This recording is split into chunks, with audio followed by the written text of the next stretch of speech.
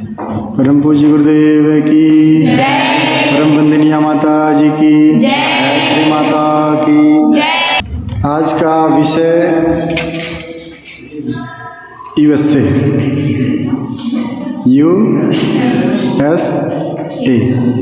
जानते हैं क्या है? ठीक है, अभी जान जाएंगे। आइए सबसे पहले हम आंगन की सफाई कर लेते हैं, ठीक है ना। आंगन की सफाई कर लेते हैं, फिर उसमें भगवान को बैठाएंगे। तो सफाई कैसी करना है? ध्यान से आप लोग सफाई करना अपने आंगन का, और उसको सफाई करने के जो भी सोर्स हैं उसको अपने जीवन में अप्लाई करना है। कबीरा मन निर्मल भया, जैसे गंगा नीर, हरि पाछे पाछे फिरे, कहते कबीर कबीर।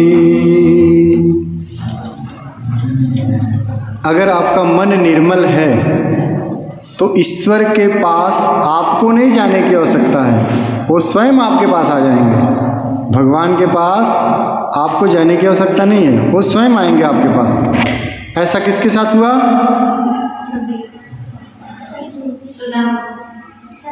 और सबरी, और कितना प्यारा संयोग था। भगवान श्री राम सबरी के दरवाजे पे जाते हैं और सबरी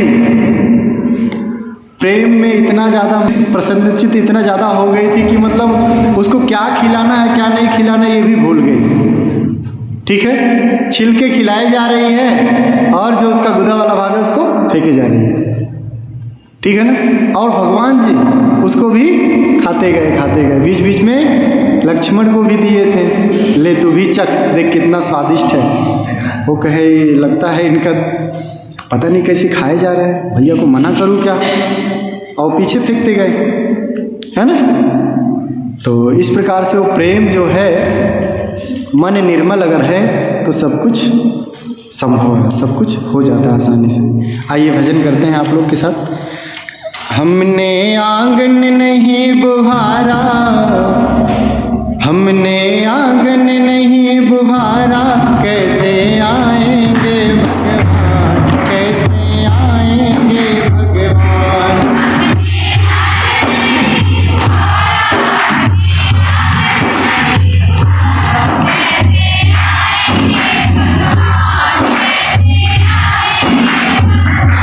मन का मैल नहीं धोया तो, मन का मैल नहीं धोया तो, कैसे आएंगे भगवान, कैसे आएंगे भगवान।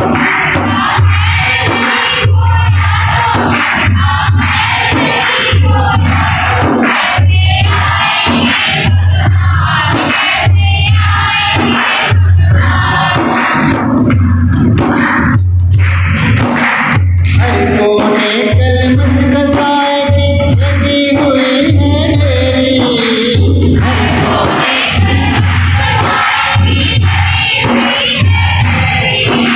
नहीं ज्ञान की किरण कहीं है, हर कोठरी अंधेरी।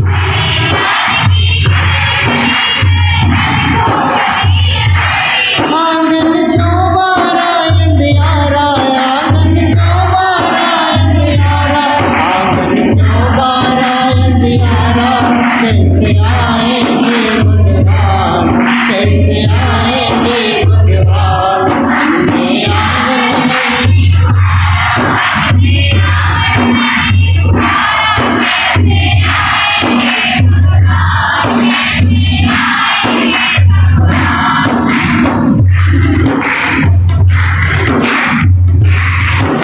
जब भगवान ने हमें मौका दिया था कि समाज में जाकर कुछ अच्छे कार्य कर लो, लेकिन उस समय हमारा हृदय पिघल ही न पाया और कठोर का कठोर बना रहा।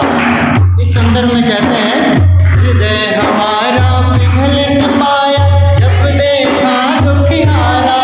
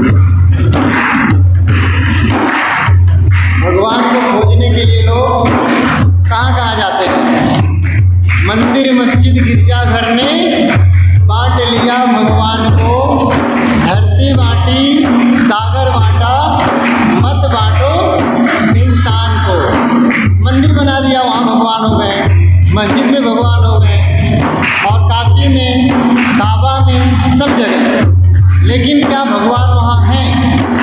यदि वहाँ हैं तो क्या घर में नहीं मंदिर है?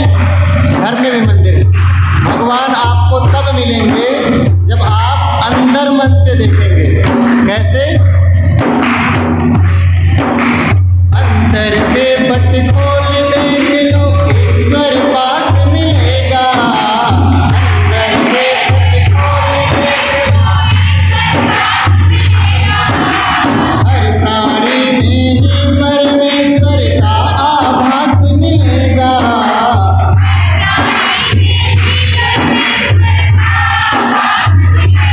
सच्चे मन से नहीं पुकारा, सच्चे मन से नहीं पुकारा, सच्चे मन से नहीं पुकारा, कैसे आएंगे भगवान, कैसे आएंगे भगवान। हमने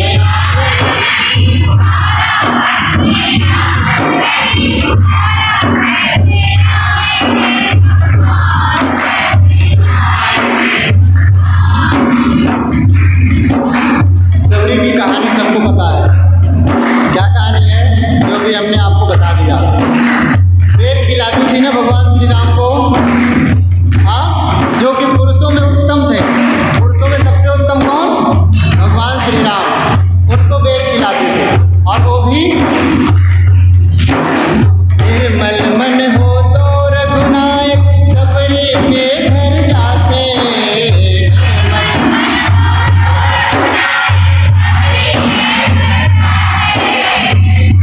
इस संदर्भ में भगवान के इस बारे में वो स्वामी तुलसीदास जी कहे हैं, निर्मल मन मोहि सोजन पावा, निर्मल मन मोहि सो मोहि पावा, मोहि कपट छल छिद्र न भावा। निर्मल मन हो तो रघुनायक सबरी के घर जाते।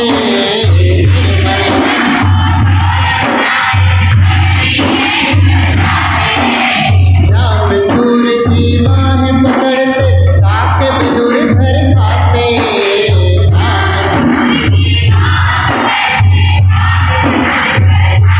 इस पर हमने नहीं विचारा, इस पर हमने नहीं विचारा, इस पर सबने नहीं विचारा, कैसे आएंगे भगवान, कैसे आएंगे भगवान। हमने आंगन में उतारा, कैसे आएंगे, कैसे आएंगे भगवान, कैसे आएंगे भगवान, कैसे आएंगे श्री राम, कैसे आएंगे श्री राम, कैसे आएंगे घनश्याम, कैसे आएंगे घनश्याम।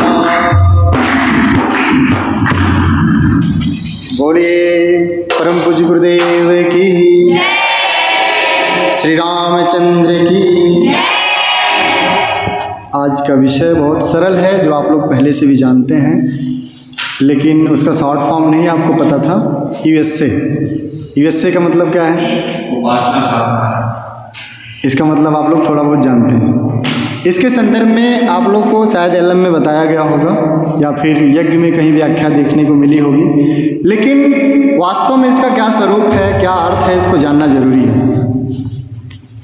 महाव्रत के रूप में जब हम धारण करते हैं कलावा, तो उसमें 5 नियम हैं। कौन कौन से नियम?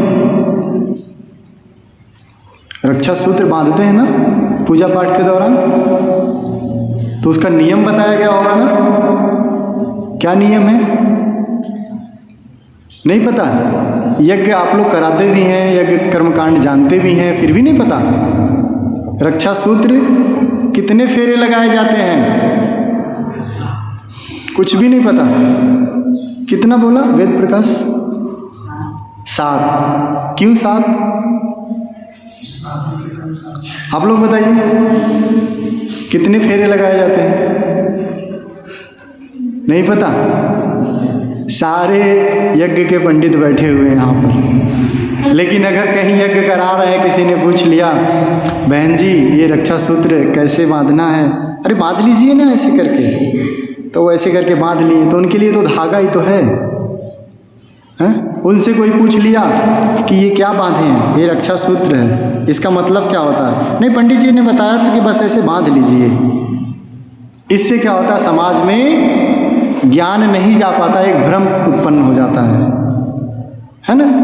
आपको कोई पूछे तो आपके धर्म पे उंगली उठा देगा वो, इसको कुछ पता ही नहीं तो क्यों करते हो, मेरे से पूछो, मेरे इसके बारे में पता है, मेरे धर्म से रिलेटेड जो चीज़ें हैं वो मुझे पता है। तो उस समय क्या होता है, व्यक्ति क्या होता है, कहीं ना कहीं अपने नज़रों में गिर जाता है कि मतलब यार सच में ये जो बोल रहा है वो सही है और हमको नहीं पता है ये सही बोल रहा है, तो इसी की तरफ चल जाते हैं। ऐसे ही लोगों का धर्मांतरण भी हो जाता है, आज बहुत तेज़ी से हो रहा है। क्यों? क्योंकि आप अपने चीज़ों को नहीं जानते हैं और दूसरे की चीज़ों पे उंगली उठाते हैं, और वह आपका उंगली कहीं ना कहीं अपोज कर देता है, अपनी यथार्थता अपनी वास्तविकता वो बता देता है, समझा देता है, आप समझ जाते हैं और अपनी चीज़ छोड़ के उसकी तरफ चले जाते हैं। यही तो हो रहा है ना। तो आपको पता तो होना चाहिए ना, यज्ञ कराते हैं, आपको यज्ञ का अर्थ ही नहीं पता है, क्या होता है यज्ञ का अर्थ। नहीं, यज्ञो वह श्रेष्ठतम कर्म है, ये तो वेद कहता ही है, यज्ञ से बढ़ के श्रेष्ठ कर्म कुछ है ही नहीं। लेकिन जो सामान्य रूप से यज्ञ कराया जाता है उसका क्या मतलब है, ये सेंटेंस, ये वाक्य जो संस्कृत का मैंने बोल दिया अभी, ये सामान्य लोगों को नहीं समझ में आने वाला है। ये तो पढ़े लिखे लोग तो जानते ही हैं, लेकिन सामान्य जो एकदम मिट्टी से जुड़े हुए लोग हैं, ऐसे लोगों को कैसे बताएंगे कि यज्ञ क्या है, यज्ञ का मतलब क्या होता है। अपनी बुराई को समर्पित करना। हाँ, लेकिन वहाँ तो आहुति देते हैं, सामग्री कम हो जाता है तो मन में भाव, अरे गायत्री माता रूठ जाएंगी, सामान खत्म हो गया, कम पड़ गया, है ना। उस समय बस आपके अंदर यही भाव होना चाहिए कि एकदम सरल से सरल उदाहरण अगर किसी को बताना चाहो तो ऐसे आप बता देना कि जो हवन सामग्री आपने खरीद के लाया ना, उसको आपने समर्पित कर दिया, बाद में क्या हुआ, वो राख बन गया, बना ना। आपने पैसे का खरीद के लाया हवन सामग्री, ऐसे समर्पित कर दिया, राख बन गया। अपना सामान कहीं ना कहीं दिए कि नहीं दिए, आप दे दिए, ये भी देख रहे हैं राख बन रहा है, लेकिन ये भी आपको पता है कि उसके धुआं से जो वातावरण में बहुत सारे बैक्टीरिया हैं, बहुत सारे जीव हैं जिनको कहीं ना कहीं आहार मिल रहा है, ठीक है ना, हमारा इन्वायरमेंट शुद्ध हो रहा है। तो हम अपनी चीज़ें जब किसी को देते हैं और निस्वार्थ भाव से देते हैं तो क्या होता है, उसको त्याग कहते हैं ना। तो सबसे पहली चीज़ क्या होती है, हम यज्ञ से त्याग सीखते हैं। दूसरा चीज़, यज्ञ अकेले किया जाता है क्या, गांव में जब यज्ञ होता है तो आप लोग अक्षत पुष्प फूल या कुछ भी हल्दी ऐसे बांटते हैं ना कि हमारे यहाँ जन्मदिन है, आप लोग आ जाइएगा, ऐसा करके बुलाते हैं ना, तो वहाँ यज्ञ होता है। शादी विवाह में यज्ञ होता है, तो शादी विवाह अकेले होता है क्या, नहीं, उसमें बहुत सारी भीड़ लगती है, संगतिकरण, दूसरा क्या अर्थ है, संगतिकरण, ठीक है ना। तो इस प्रकार से आप कर्मकांड कराते हैं तो उसमें देख लिया करना कि यज्ञ का अर्थ क्या दिया है, प्रारंभ में व्याख्या दिया होगा, उसको पढ़ना जानना। तो हम रक्षा सूत्र की बात कर रहे थे जिससे रिलेटेड आज का टॉपिक है यूएस से, तो उसमें है रक्षा सूत्र बांधने का जो नियम बताया परम पूज्य गुरुदेव पंडित श्री राम शर्मा आचार्य ने, ठीक, इन्होंने क्या बताया है, 3 फेरे लगाने हैं, कितने, 3 फेरे लगाने हैं और 2 गांठें देनी। तो 3 फेरे का क्या मतलब हुआ, उपासना, साधना, आराधना, और 2 गांठ देना है, ज़्यादा नहीं। क्या है, एक समयदान, दूसरा अंशदान। ये है 5 महाव्रत आपके, ठीक है ना। तो षटकर्म आप कराते हैं, षटकर्म में ही ये चीज़ आ जाती है। अब उपासना क्या होता है, what is the meaning of upasana. उपासना क्या होता है, उपासना उपधन आसन, उप मतलब निकट, आसन मतलब बैठना। किसके निकट बैठना? अपने आराध्य के, जिसको आप मानते हैं, ठीक है ना, जिसके प्रति आपका ज़्यादा श्रद्धा है, समर्पण है, ऐसे विशेष ऊर्जा के साथ, ऐसे विशेष शक्ति के साथ, भगवान के साथ, अपने माता पिता के साथ, संत के साथ, महात्मा के साथ, ऋषि के साथ, जो भी आपको उस दृष्टि से लगे, ऐसे लोगों के पास बैठ के क्या करना है? उनसे जो कुछ भी मिल रहा है उसको ग्रहण करना है। अब जब श्रेष्ठ लोगों के पास बैठोगे तो क्या मिलेगा? श्रेष्ठ चीज़ें मिलेगी ना। यहाँ बैठोगे आप तो आपके मन में गलत विचार आएंगे क्या? नहीं आएंगे, अच्छे विचार ही आएंगे। तो बड़े लोगों के पास बैठने के जो क्रम है, जो व्यवस्था बनाई गई है, उसी को उपासना कहा गया है। अब वहाँ से जो कुछ भी आप सीखते हो, जो कुछ भी लर्न करते हो, उसको क्या करना? अपने जीवन में उतार लेना है, जीवन में पूरी तरह से समाहित कर लेना है, जीवन का एक अंग बना देना है, जिसको क्या कहते हैं? साधना। साधना का मतलब साध लेना, जीवन में उस चीज़ को साध लेना। उदाहरण के रूप में, जैसे मैं सत्य बोलता हूँ, झूठ नहीं बोलता, ठीक, तो मैंने अपने जीवन में इसको साध लिया।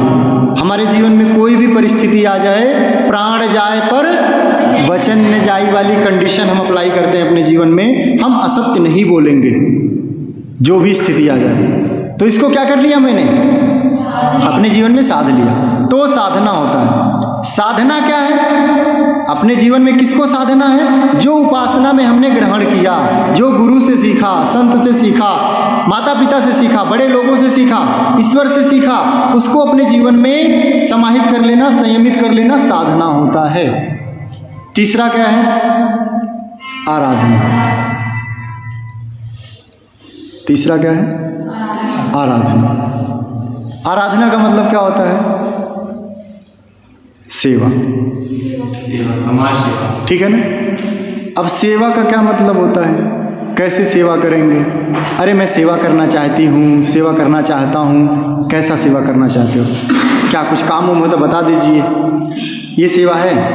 नहीं। सेवा के लिए किसी से काम नहीं पूछना है, खुद अपने आप को पहले उपासना करो। सबसे पहले भगवान के पास पूजा पाठ करके, मंदिर में, अपने घर में, जहाँ भी आपको ऐसा पवित्र स्थान लगे, ऐसे जगह पे साधना करके, उपासना करके अपने जीवन को पहले उस लायक तो बना दो कि जिससे आप दूसरे को ज्ञान दे सकें, सेवा कर सकें।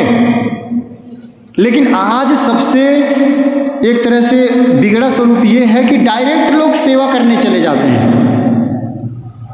ठीक ना, समाज में डायरेक्ट एंट्री मार देते हैं।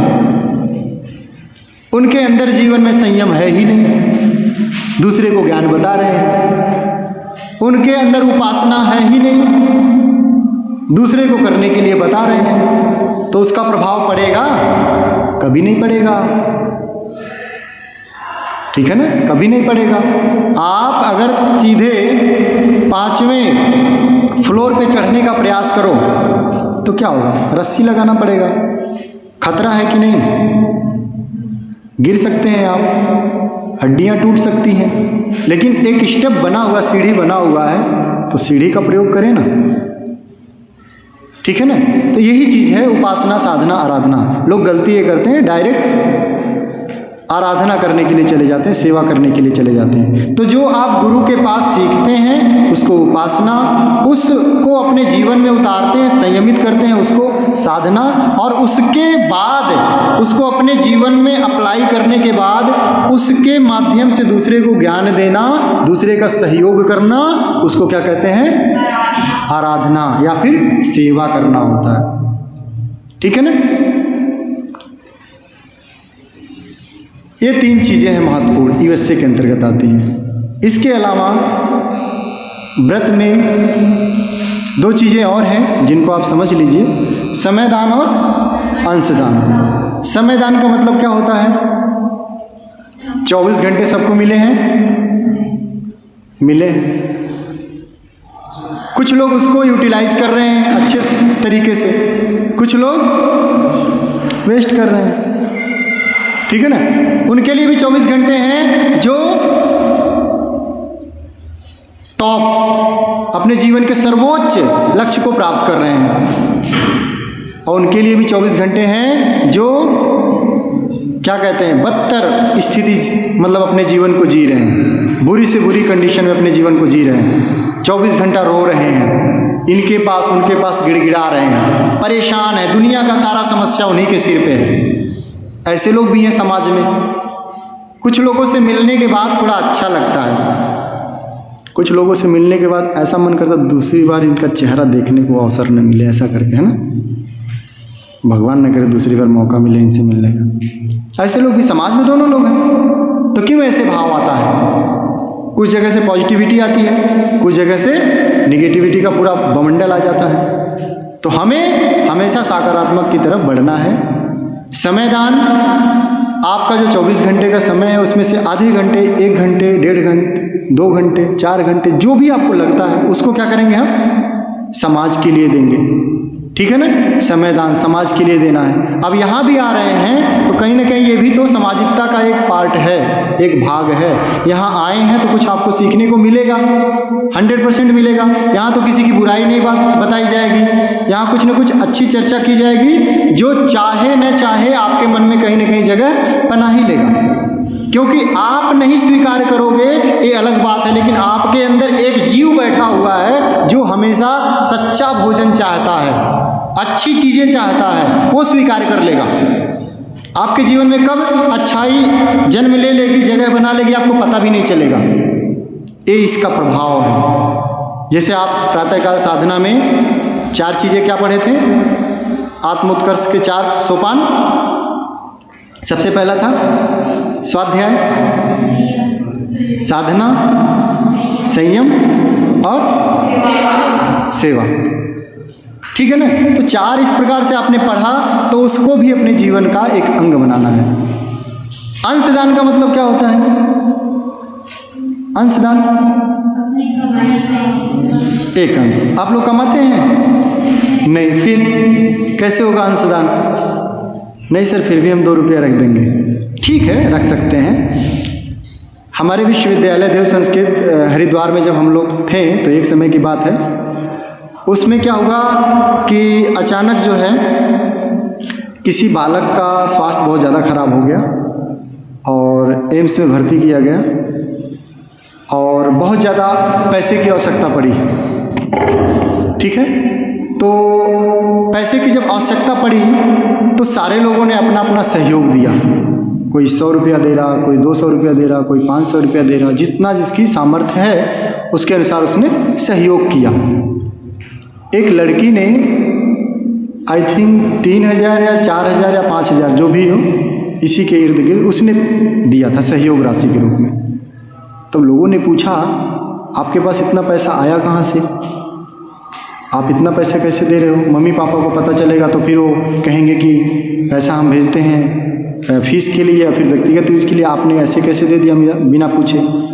तो उसने बताया कि हम सर 1 दिन का पैसा नहीं दे रहे हैं, ये कई सालों से हम इकट्ठा किए हुए हैं इसी के नाम पे। 10 रुपया, 20 रुपया, 50 रुपया, जब भी हमको लगता था कि मेरे पास एक्स्ट्रा है पैसा, मैं इकट्ठा कर लेती थी और मैं इसी भाव से उसको इकट्ठा करती थी। कभी भी हमारे स्टूडेंट लाइफ में या फिर किसी भी विद्यार्थी को, किसी भी ऐसे ज़रूरतमंद को ऐसी आवश्यकता पड़ी तो मैं उसके सहयोग के लिए सबसे आगे आऊँगी। ठीक है ना, तो ऐसा आप भी कर सकते हैं कि आप 5 रुपया, 10 रुपया, जब भी आपको लगता है समोसा खाने का मन कर रहा है, समोसा नहीं मिल रहा है, तो 10 रुपया निकाल दो, रख लो, कहीं ना कहीं काम आ जाएगा। तो ऐसे बहुत सारे ज़रूरतमंद लोग होते हैं जिनको आवश्यकता पड़ जाती है अचानक, तो ऐसे लोगों का सहयोग कर देना चाहिए। ठीक है ना, तो ये 5 आपको समझ में आना चाहिए: उपासना, साधना, आराधना, समयदान और अंशदान। ये बहुत ही महत्वपूर्ण विषय है और इसी विषय पे ही पूरा हमारे गुरुदेव ने, वेद मूर्ति तपोनिष्ठ पंडित श्री राम शर्मा आचार्य ने पूरे संसार को शिक्षा दिया है और अपना इतना बड़ा लक्ष्य जो है पूरा किया उन्होंने। ठीक है ना, तो इसको आप अपनी डायरी में लिख लीजिएगा, 5 नियम। और ये 5 नियम आपको समझ में आ गया? किसी के मन में कोई प्रश्न है, कोई जिज्ञासा है तो आप बताइए, नहीं तो आगे बढ़े। है कोई जिज्ञासा? नहीं? चलिए आरती सजा लीजिए। हाँ बताइए। क्या बोले? कलाई रक्षा सूत्र। हाँ क्या? और किसको राइट हैंड में बांधा जाता है? हैं?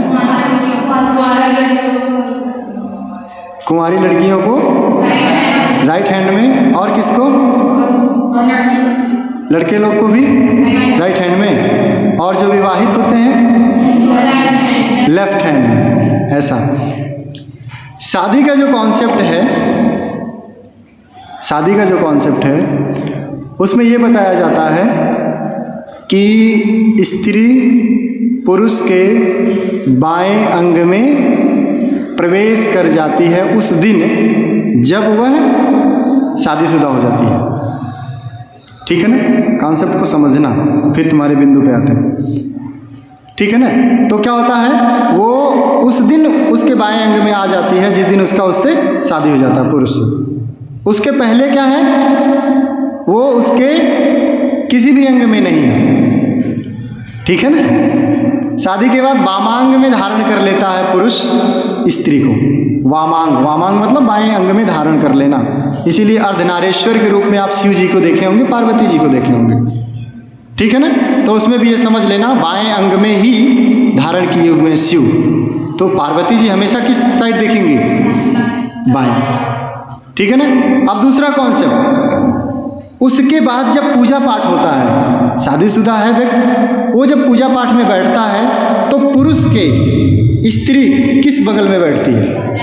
हाँ, यही तो गलत है। शादी के बाद से स्त्री हमेशा पुरुष के दाहिने साइड में बैठती है। कारण ये है कि पुरुष जितना भी श्रेष्ठ कार्य करता है, ठीक है ना, जितना भी पुण्य का कार्य करता है उसमें वो सोचता है कि ज़्यादा से ज़्यादा लाभ मिले। ठीक है ना? इसलिए पत्नी को अपने दाहिने साइड रखता है। और दाहिने साइड रखने के पीछे दूसरा उद्देश्य ये भी है कि श्रेष्ठ कार्य हमेशा दाहिने साइड से ही किया जाता है। ठीक, श्रेष्ठ कार्य हमेशा दाहिने साइड से किया जाता है। किसी को प्रणाम करते हैं तो बायां हाथ आता है क्या? गुड मॉर्निंग सर, ऐसे आता है ना, दाहिना हाथ। हाँ हाँ, नहीं तो सिर भी झुका सकता है, रास्ते बहुत हैं। अभी ना सिर वाला नहीं ना कोई है ना? हाथ की भी जरूरत क्या है, सिर झुका लिए, ठीक है, प्रणाम से ऐसा करें।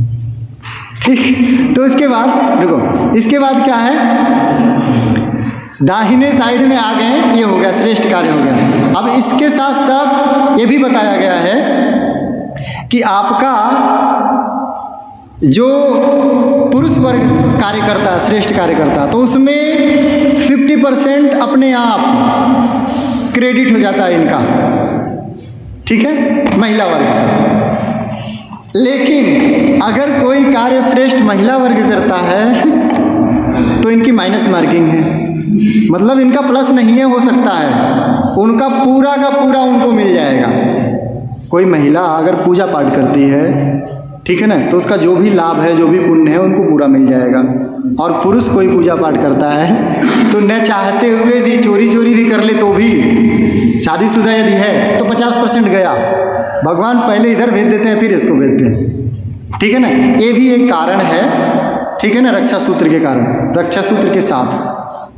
ठीक, और एग्जैक्ट साइंटिफिक रीजन जो है उसका तो मैं भी स्पष्ट नहीं कर सकता, लेकिन ये है कि कहीं ना कहीं इसका प्रभाव हमारे इस पार्ट में पड़ता है। नस नाड़ियाँ जो हैं हमारा यहाँ का, और मर्म चिकित्सा में देखेंगे तो मर्म बिंदु भी होते हैं जिस जगह पे, जैसे कान में हम कुंडल पहनते हैं, तो एरिकुलर की बात मैंने कुछ बच्चों को बताया था, एक्यूप्रेशर, एक्यूपंक्चर। ठीक है ना? तो यहाँ एक्यूपंक्चर होता है, और पहले महिलाओं के यहाँ भी एक्यूपंक्चर होता था, मतलब एक बाली ऐसे जो भी हो, बाली तो कान में होता है, यहाँ कुछ नाक में भी कुछ पहनते थे ना, आप लोगों को ध्यान होगा, पुरानी जो महिलाएं हैं ये क्यों पहनते थे पता है आपको?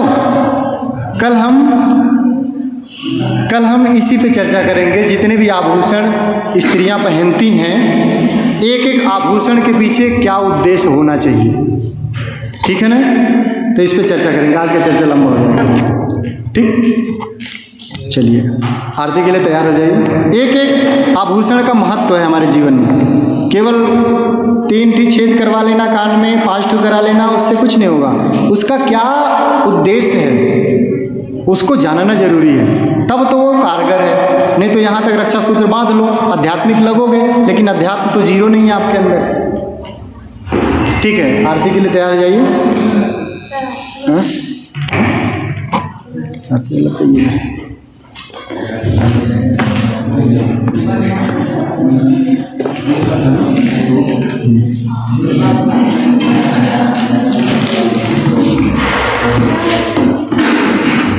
क्या हुआ?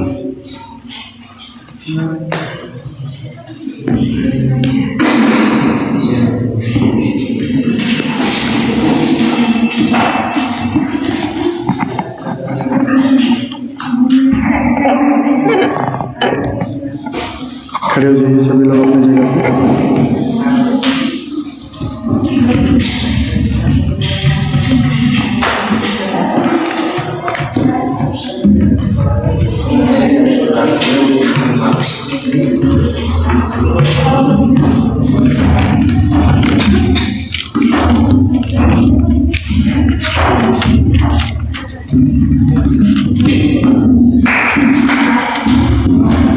चलिए बोलिए कि भगवान की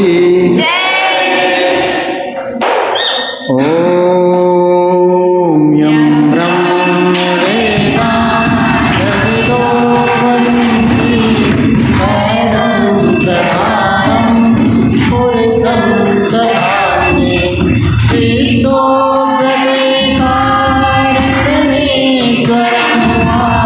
तस्मै नमो विघ्नविनाशनाय। ओम यं ब्रह्मा वरुणेन्द्र रुद्र भरत विश्वन्ति दिव्यस्तवे वेद सामपदक्रमोपनिषदे गायन्ति यम सामगाय। ध्यानावस्थित तद्गतेन मनसा पश्यन्ति यम योगिनो यस्यान्तं न विदुषुरासुरगणा। देवाय तस्मै नमः, देवाय तस्मै नमः।